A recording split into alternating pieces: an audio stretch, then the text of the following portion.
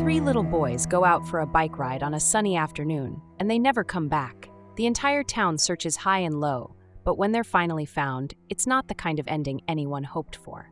And just like that, the cops are desperate for answers. But instead of doing actual detective work, they look at the first group of kids who seem weird and decide, yeah, it's gotta be them. No evidence, no logic, just straight up paranoia. Small-town gossip and 90s Satanic Panic nonsense. This is the absolute train wreck of a case that sent 3 innocent teenagers to prison for almost 2 decades. So, May 5th, 1993, West Memphis, Arkansas. 3 8-year-olds, Stevie Branch, Christopher Byers, and Michael Moore, head out to ride their bikes around the neighborhood. Normal day, nothing unusual, until night falls, and they're nowhere to be found. Their parents freak out, start calling around, and soon enough, the whole neighborhood is out looking for them. But these aren't the kinds of disappearances that end with some kids turning up late at night, getting grounded. No, the next day, searchers find the boys' bodies in a wooded area called Robin Hood Hills. And let me tell you, it's a crime scene straight out of a horror movie. The boys were stripped naked, hogtied with their own shoelaces, and left in a shallow creek. And right away, the town collectively loses its damn mind. But instead of taking a step back and saying, hey, maybe we should investigate this carefully, everyone immediately goes, this has to be the work of a satanic cult. Because, it's 1993, and for some reason people thought there were devil worshippers lurking behind every bush. Now, normally the cops would look for things like fingerprints, DNA, or witnesses, real police work. But instead they go, who in town looks like they might be into Satan? And boom, Damien Echols' name comes up. This dude is 18, wears all black, listens to Metallica, and writes dark poetry. So obviously he's got to be a child murderer, right? That's the level of logic we're dealing with here. But wait, it gets worse, because the cops decide one Satanist can't possibly work alone, so they rope in Damien's best friend, Jason Baldwin. And then for the cherry on top, they throw in Jessie Misskelley Jr., who just so happens to be a 17-year-old with an IQ of 72. And when they bring him in for questioning, they keep him in an interrogation room for over 12 hours, with no lawyer, no parents, just a bunch of cops feeding him right answers until he finally says what they want to hear. And I'm not exaggerating, his so-called confession makes absolutely no sense. At first, he says the crime happened at noon. The cops are like, nah, it was at night. And he goes, oh yeah, night, that's what I meant. Then he says, the kids were tied up with rope. Cops go, nope, shoelaces. And Jesse's like, oh, right, shoelaces, that's what I meant. This dude was literally just guessing, but the cops didn't care. They had their story and they were sticking to it, and just like that, Damien, Jason, and Jessie are arrested for murder. No physical evidence, no witnesses, just a confession that sounds like it was made up on the spot by someone who just wanted to go home. And the trial? Oh, don't even get me started.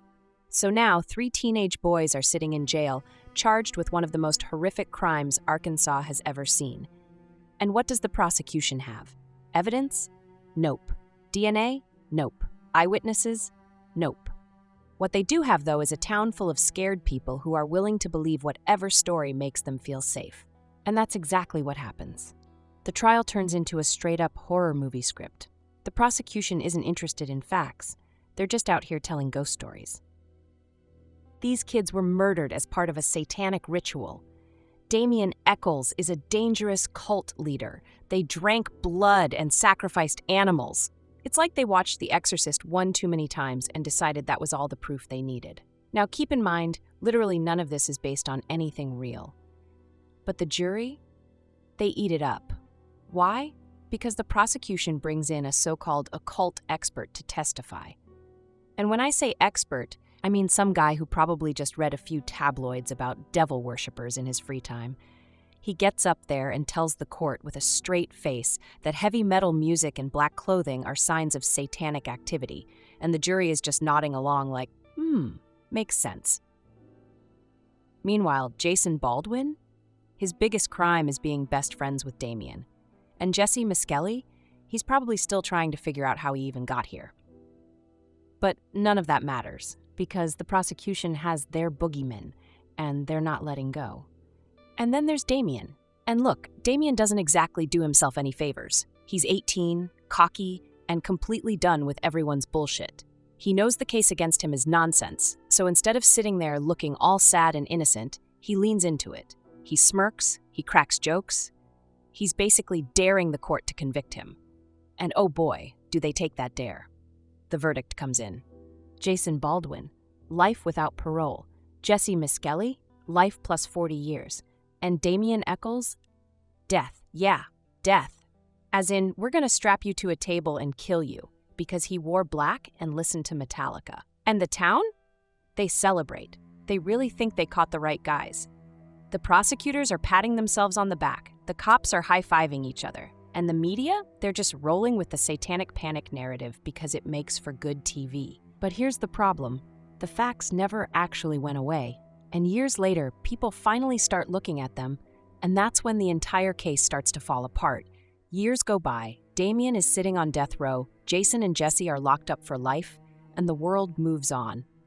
But the thing about a broken case is that eventually, people start to notice the cracks, and when they do, they can't look away. In 1996, HBO drops a documentary called Paradise Lost, and suddenly, the entire country is like, wait, this case is total bullshit. Because for the first time, people outside of West Memphis get to see just how badly this investigation was handled.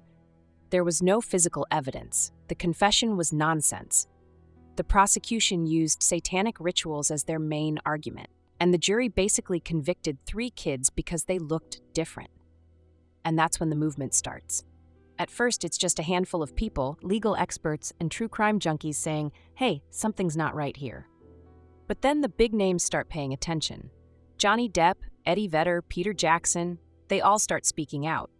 Peter Jackson even funds a whole-ass investigative documentary just to expose how corrupt this case was. And as more eyes get on the case, new forensic testing is done. And guess what? DNA is found at the crime scene, and it doesn't match Damien, Jason, or Jessie.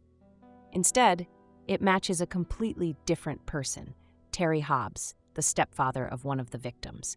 And when people look into him, they find out his alibi doesn't hold up. He was known for being violent, he had a history of abuse. But the cops, they don't care, they just ignore it.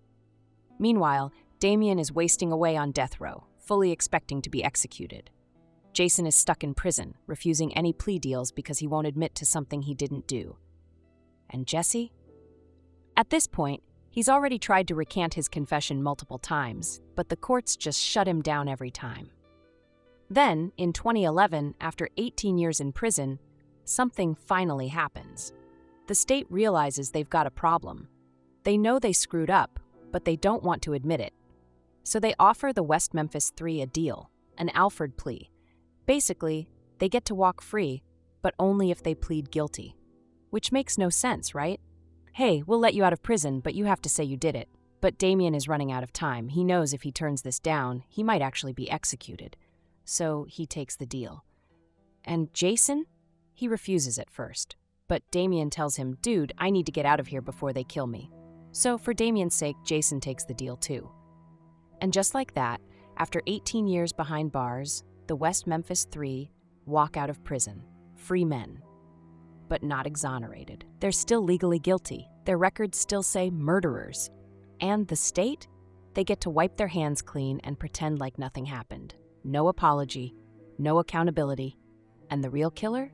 Still out there. Hey, hit that subscribe button and turn on notifications. Trust me, you don't want to miss what comes next on Talescape. So after all this, the wrongful convictions, the wasted lives, the global outrage, the justice system never actually fixed its mistake. And that's what makes this case so horrifying. It's not just about 3 innocent guys who were locked up. It's about how easy it is for the system to destroy people's lives and then just move on like nothing happened. And if HBO hadn't made Paradise Lost, if celebrities hadn't put their money behind the case, if public pressure hadn't forced the state's hand, Damien, Jason, and Jessie would still be rotting in prison. Or worse, Damien would be dead.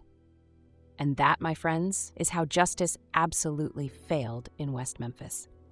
Thanks for tuning in to Talescape. Don't forget to like, comment, and subscribe for more stories where ambition meets chaos and sometimes history.